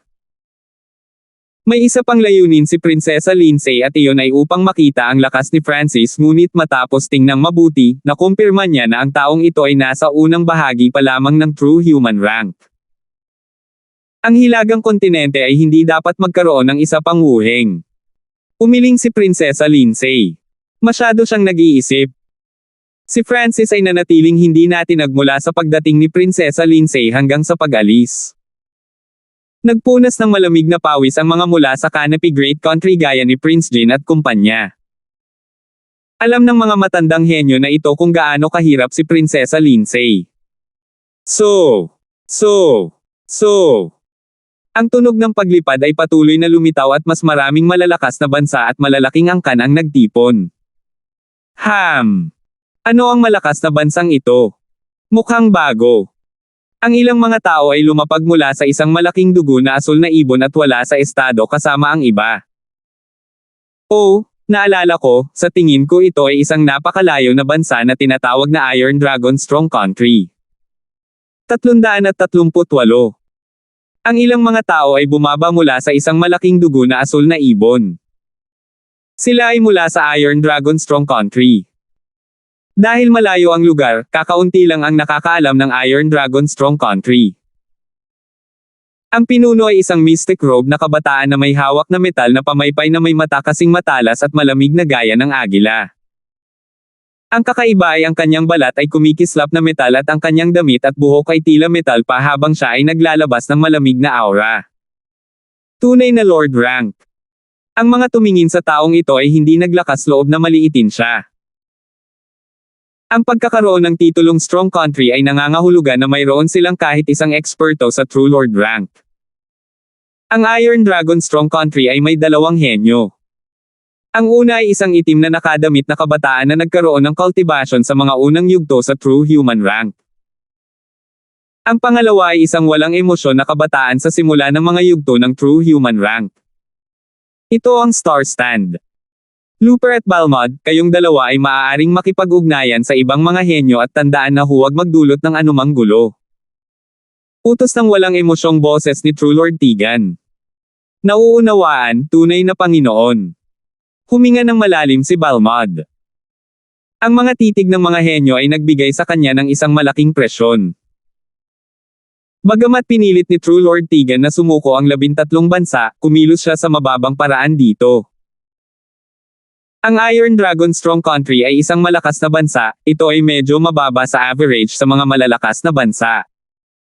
Sa sandaling ito, ang Northern Star Stand ay may 3 great countries, maraming malalakas na bansa at paksayon dito. Ang 3 dakilang bansa ay nasa itaas ng mga malalakas na bansa. Kahit 10 Iron Dragon Strong na bansa ay walang silbi laban sa kanila. Kahit na ang ilang mas malalaking paksayon at pamilya ay maaaring sirain ang Iron Dragon Strong Country. Sa makatuwid, ang Iron Dragon Strong Country ay low-key at maingat. Balmod. Nagulat si Francis sa pamilyar na walang emosyong kabataan. Tumayo si Balmod sa lugar ng may pag-iingat at pagkabalisa habang maingat niyang inilibot ang paligid. Dahil napakaraming tao dito, hindi nahanap ni Balmod si Francis kaya isang paraan lang ang natuklasan. Ang Balmod na ito ay nagtaksil kay Lord Guanjin pagkatapos ay naibenta ang Broken Moon Clan sa Hemerson Master. Bakit hindi sumama si Hemerson Master? Nagsisisi si Francis na hindi niya nahanap ang Hemerson Master. Kung ang Hemerson Master ay nasa cultivation pa rin niya, ang pagpatay sa kanya ni Francis ay parang pagpatay sa isang bata. Sa sandaling ito, sa isang tiyak na lugar, nagkaroon ng pagkagambala nang magsimulang mag-away ang 2 batang henyo. Ang cultivation ng 2 henyo ay nasa peak stages at late stages ng True Human rank ayon sa pagkakabanggit. Ang kanilang labanan ay nagdulot ng pag-ungol ng hangin at paglipad ng hangin sa kung saan-saan. Mabuti. Ang mga nakapaligid na prodigy ay tumingin lahat sa palabas na ito. Maraming tao dito at lahat ay kababalaghan. Normal lang na mag-away sila. Ang mga henyo ng Northern Continent ay hindi masyadong mapayapa at palaging lalaban. Hindi napigilan ni Sanfeng na umiling. Hindi ba pinipigilan ng mas lumang henerasyon ang mga juniors? Nagningning ang mga mata ni Francis. Sa sandaling ito, nagsimulang mag-away ang mga henyo ng ilang paksayon. Maaaring may awayan sa pagitan ng mga bansa at angkan o kahit tungkol sa huling Sacred True Dragon Gathering. Isa pang dahilan ay sinusubukan ng mga henyong ito na subukan ang lakas ng isa't isa. Paliwanag ni Darcy. Scouting. Tumawa si Francis. Ang hilagang kontinente ay napakalaki at ang ilang mga paksayon at bansa ay napakalayo kaya hindi sila madalas makipag-ugnayan. Ngunit ngayon na ang lahat ng mga henyo ay nagtipon, oras na upang scout ang bawat isa. Sa ilalim ng sitwasyong ito, kahit na walang anumang problema sa pagitan nila, makakahanap sila ng mga problema. Kahit na isa sa 3 mahusay na bansa, ang Canopy Great Country ay hindi makatakas dito. Ang mga normal na malalakas na bansa at angkan ay malinaw na hindi nang ahas na sakta ng Canopy Great Country ngunit mayroong higit sa isang Great Country at isang maliit na bilang ng mga clans at sinaunang pamilya na hindi natatakot sa Canopy Great Country. Zizi, ang Canopy Great Country ay sobrang makulay sa pagkakataong ito. Gold na buhok, asul na buhok, purple na buhok. Akala ko pumasok ako sa Dog Haven. Isang mapanuksong tono ang nanggaling sa malapit na party. Ang nagsasalita ay isang lalaking kalbo na may kakaibang dark green na mga linya sa kanyang dibdib. Hindi ito tato kundi isang bloodline na tila nagpapadala ng likido sa bawat paghinga. Ito ay si Exi Qinglong mula sa Scarlet Sky Great Country. Ang taong iyon ay nasa top 3 sa gitna ng Great Country at may pambihirang green flame ang tato dragon bloodline.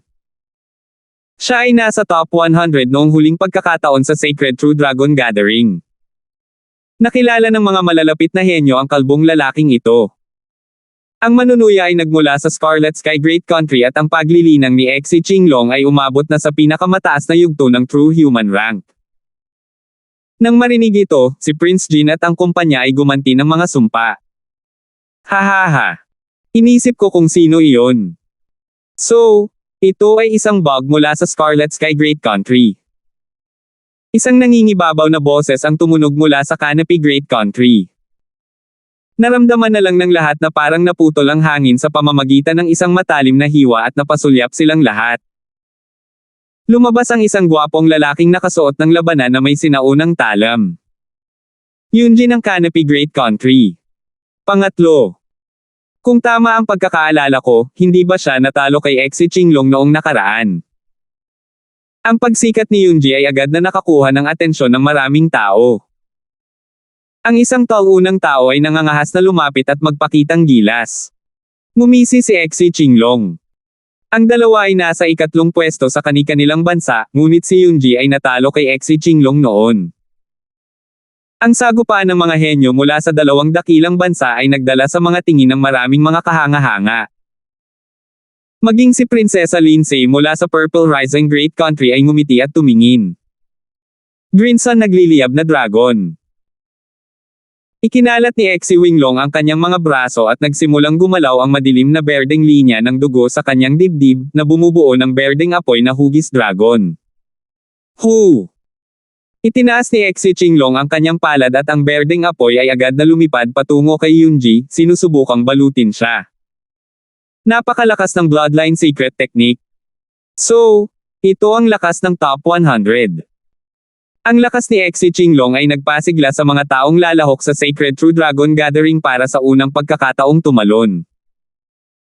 Ang nakakatakot na apoy ay maaaring agad na gawing alikabok ang mga normal na eksperto sa True Human rank. Ang panig ng Iron Dragon Strong Countries. Kaya, iyon ang pinakamataas na henyo ng Northern Continent. Huminga ng malalim si Balmod. Ang lihim na pamamaraan ng bloodline ni Exi Qinglong ay perpektong nakasalungat sa kanyang Darkwater inheritance. Sa sandaling ito, naramdaman niyang nanginginig ang kanyang laman at chi ng True Spirit. Sa totoong laban, malamang na hindi niya maharangan ang ilang suntok mula kay Exi Qinglong. Teknik sa pagguhit ng Sky Cloud Blade. Jang! Ang sinaunang talim ay lumabas sa kaluban nito at pinutol ang apoy sa wala. Kasabay nito, isang invisible blade intent ang unang pumasok sa kamalayan ng kalaban. Maraming mga henyo ang naramdaman na nanlamig ang kanilang mga puso. Parang may invisible na talim na tumama sa sarili nilang katawan. Layunin ng talam. Kailan nagkaroon si Yunji ng napakalakas na layunin ng talim? Natigilan ng Scarlet Sky Great Country at iba pang malalakas na bansa. Ang layunin ng talim ay bumagsak sa hangin at pinilit si Exi Qinglong na umatras. Ito lamang ang unang diskarte sa pagguhit ng talim. Pagkatapos ay ipinalibot ni Yunji ang kanyang mga bloodline ng tiyan at yun na nagkislap ng asul at puti. Kailan naintindihan ng batang ito ang layunin ng talim at kailan ito naging napakalakas? Sa ilang talim lamang, napilitang umatras si Exi Qinglong at nagkaroon siya ng mga marka ng dugo sa kanyang dibdib at mukha. Sa mga tuntunin ng bloodline, si Yunji ay hindi mas mahina kaysa sa kanya. Sa kabaligtaran, ang kanyang maaaring maging mas malakas pagkatapos ng kanyang pagbagsak at pagbangon. Maging sina Prinsipe Jin at Prinsesa Lindsay ay bahagyang nagulat. Ang lakas na ipinakita ni Yunji ay maaaring umabot sa pinakamataas na 100 o mas mataas pa. Kung totoo ang chismis, naunawaan niya ang layunin ng talim pagkatapos matalo kay Exi Wuheng at ang layunin ng talim niya ay 2 beses na mas malakas kaysa sa layunin ng talim ng iba. Naningkit ang mga mata ni Prinsesa Lindsay. Naunawaan niya ang lakas ni Wuheng. Kalahating taon na ang nakalilipas, nagkaroon ng draw ang 2 ngunit ang ikinagalit niya ay isang kamay lamang ang ginamit ng misteryosong henyong iyon mula simula hanggang dulo. Ang alamat ni Wuheng ay naging mga kwentong sinasalita sa mga pagkain. Wala siyang mataas na talento o bloodline. Hindi man lang siya natuto sa mga nakatatanda ngunit ang isang taong tulad nito ay naunawaan ang lahat sa kanyang sarili at lumikha ng kanyang sariling landas ng paglilinang. Chiyo! Natamba si Exi Qinglong at natalo ni Yunji. Salamat. Si Yoonji ay nagbalik na matagumpay. Ang tagumpay ng Canopy Great Country ay malinaw na nagpatalo sa Scarlet Sky Great Country at ipinadala nila ang kanilang number 2 henyo. Sa tatlong mahusay na bansa, ang Canopy Great Country ay hindi mahina, ngunit ang mga junior ay karaniwang hindi kasing kilabot ng iba. ZZ. Masiglang pinunasan ni OG ang kanyang mga kamay at tumalon palabas gamit ang kanyang ginto at pilak na patpat. Ang numero 2 henyo ng Scarlet Sky Great Country ay umabot na sa pinakamataas na yugto ng True Human rank at hindi gaanong mas mahina kaysa kay Prinsipe Jin. Mabangis na nilabanan ni OG ang labanang ito. Ang kanyang bloodline power ay nagbigay daan sa kanya na lumakas na may mas maraming pinsala.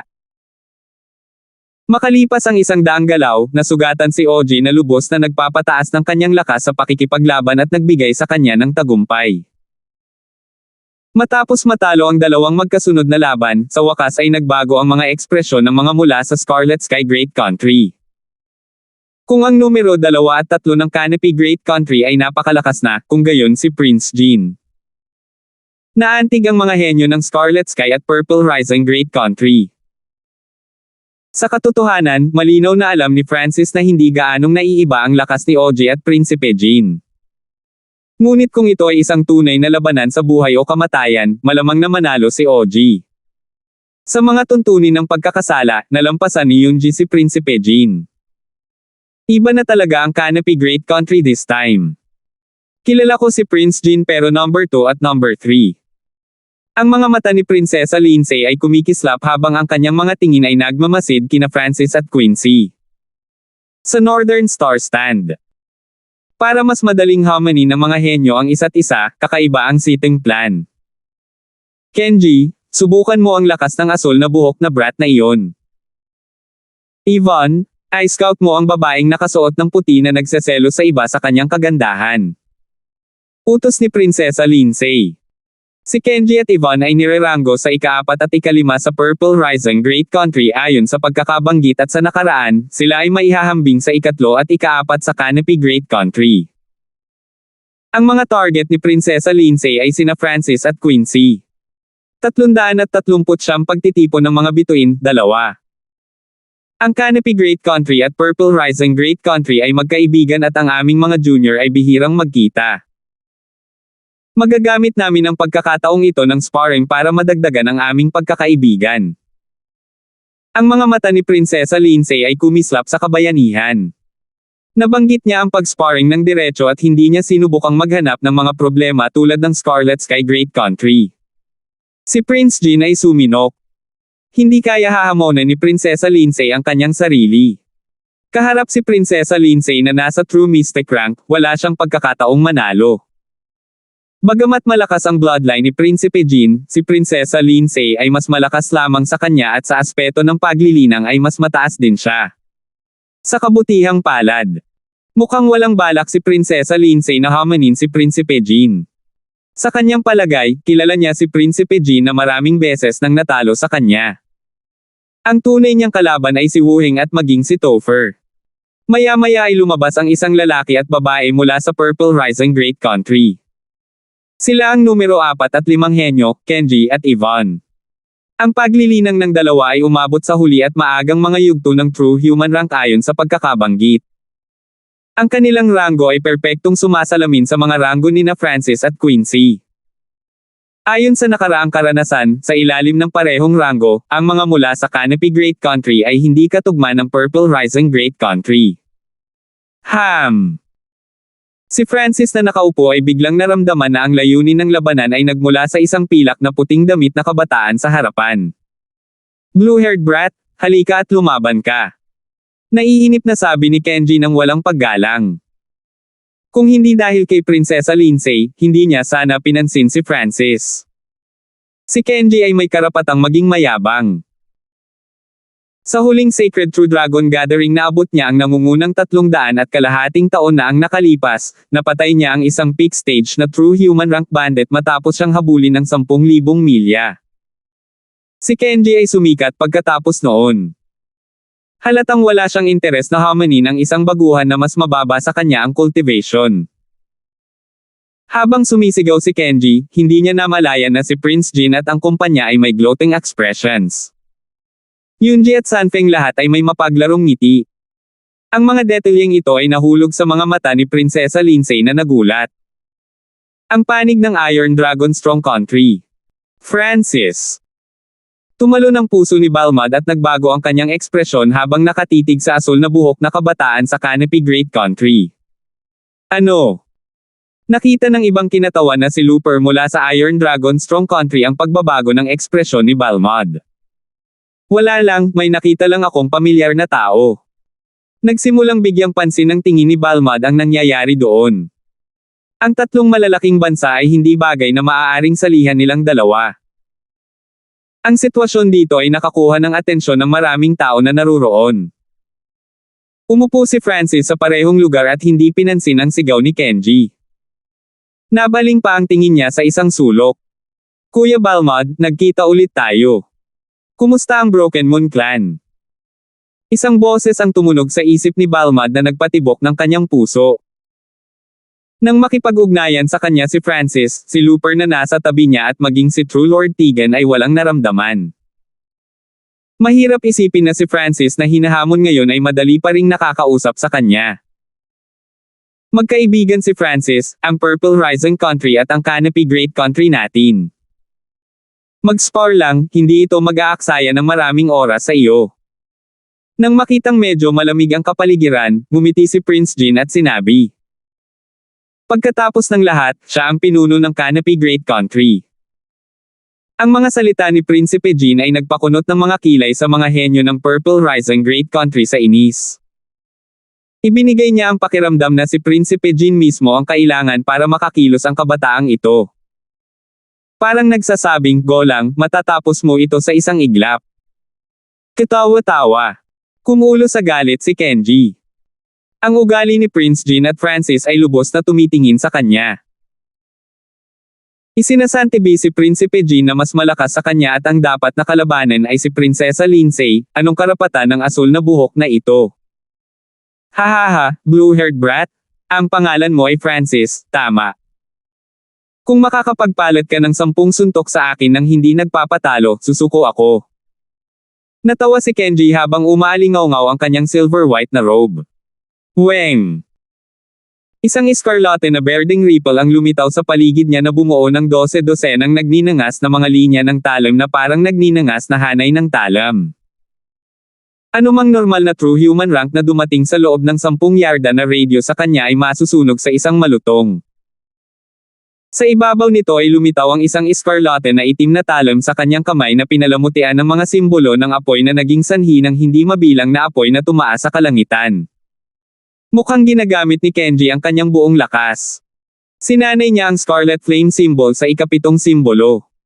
Sa Dark Lines Flaming Blade, ang kanyang lakas ay halos nasa True Mystic rank. Ang mga mula sa Purple Rising Great Country ay tumingin kay Francis ng buong galak ngunit nalaman nila na ang mga henyo mula sa Canopy Great Country ay mayroon ding mga gloating expression. Brother Hanford, ingatan mo ang battle power ng lalaking iyon ay nakakatakot. Hindi maganda. Siya ay naninangil. Nagbago ang ekspresyon ni Balmud habang binabalaan niya si Francis sa pamamagitan ng mental energy. Marahil ay nakaramdam ng pananakot sa wakas ay ibinaling ni Francis ang kanyang tingin kay Kenji. Isang mata lang ang kailangan ko para matalo ka. Ang kaliwang mata ni Francis ay tila naging walang limitasyong ice abyss. Mata ng puso.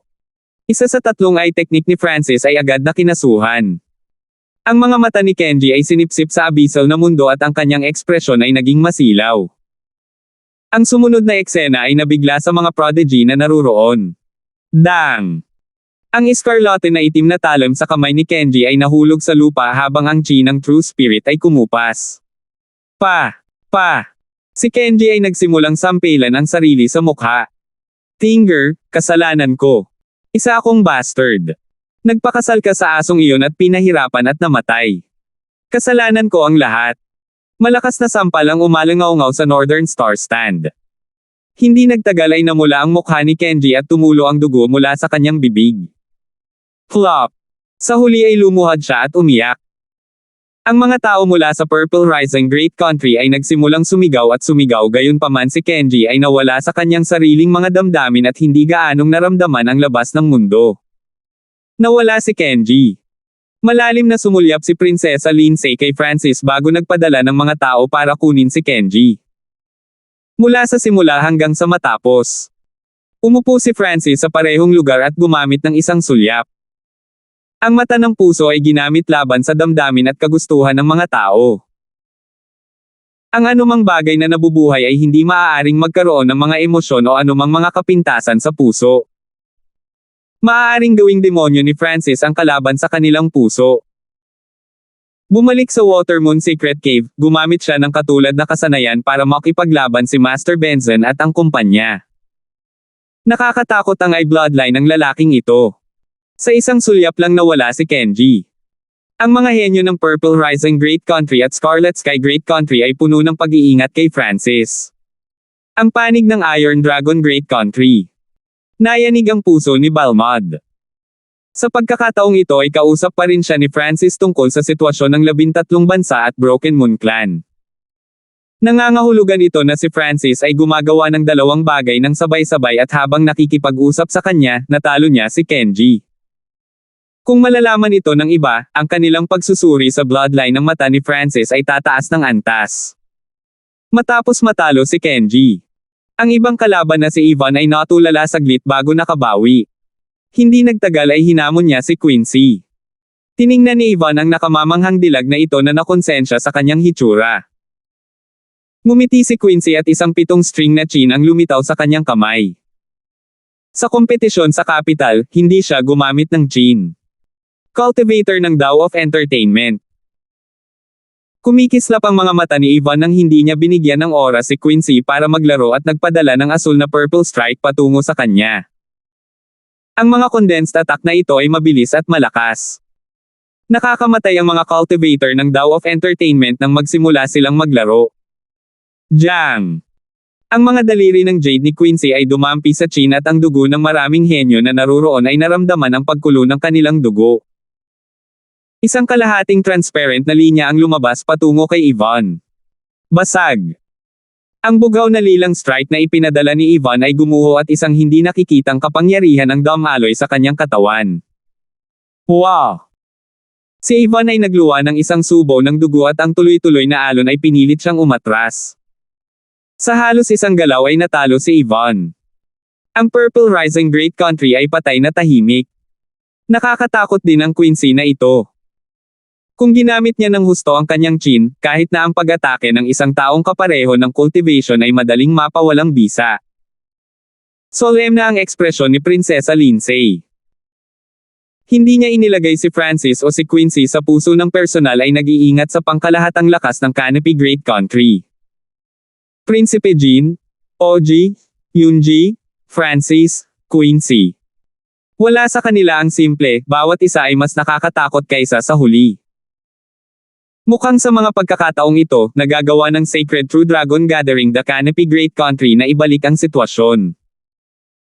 Sa mga tuntunin ng pangkalahatang lakas, pinipigilan ng Canopy Great Country ang iba pang dalawang mahusay na bansa. Tinalakay ang mga puwersa sa Northern Star Stand. Ang itaas na echelon mula sa Canopy Great Country ay may maliwanag na pulang mukha ng kaluwalhatian.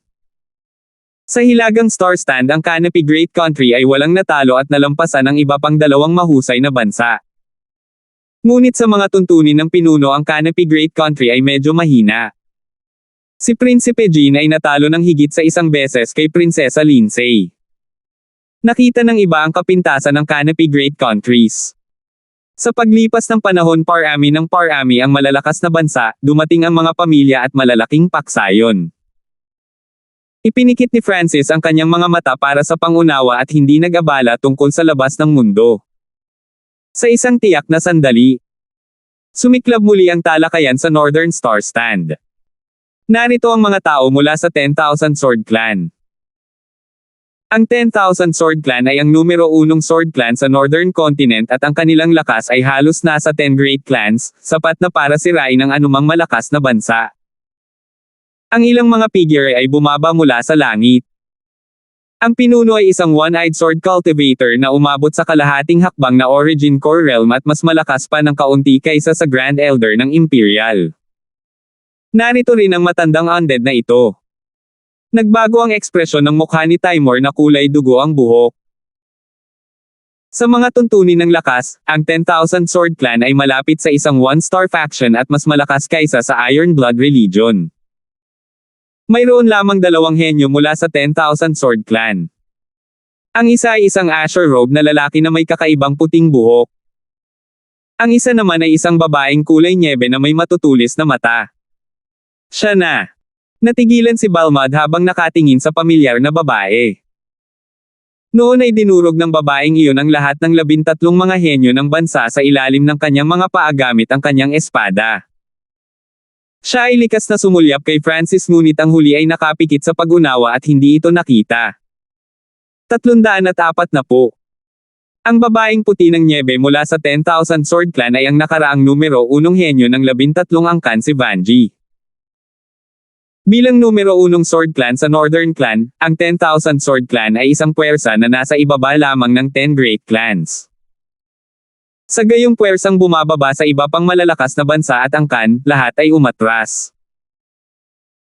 Ang punong disipulo ng 10,000 Sword Clan Hansel ay dumating sa ika-30 sa huling Sacred True Dragon Gathering at bukod kay Topher, walang sinuman sa Northern Continent ang makakatalo sa kanya. Ang iba pang mga henyo ay tumingin sa puting buhok na kabataan na may takot at kataimtayman. Naabot ni Hansel ang True Mystic rank at siya ang numero 1 henyo ng numero 1 Sword Clan ng Northern Continent. Sikat siya sa buong kontinente. Sino ang babaeng nakasuot ng simpleng damit? Siya ay nasa True Human rank lang ngunit nagagawa niyang makuha ang isa sa 2 pwesto ng 10,000 Sword Clan. Hindi mo ba alam na siya ang Sword Prodigy na si Vanji na kamakailan lang ay lumitaw ilang taon na ang nakalipas at ang kanyang talento ay hindi mas mahina kaysa kay Hansel? Tila, naintindihan niya ang layunin ng espada bago si Hansel. Ang mga henyo mula sa buong kontinente ay nagtipon ng kanilang mga tingin sa 2 prodigy na ito mula sa 10,000 Sword Clan. Maging ang mga pinuno ng 3 dakilang bansa tulad nina Prinsipe Jean at Prinsesa Lindsay ay nakangiti at bumati kay Hansel. Bahagyang ngumiti si Hansel kay Prinsesa Lindsay ngunit mas malamig kay Prinsipe Jean at kasama. Bahagyang nalungkot si Prince Jean ngunit hindi siya naglakas loob na ipakita ito. Lahat ng 3 dakilang bansa ay gusto ang 10,000 Sword Clan sa kanilang panig. Hindi sila dapat masaktan.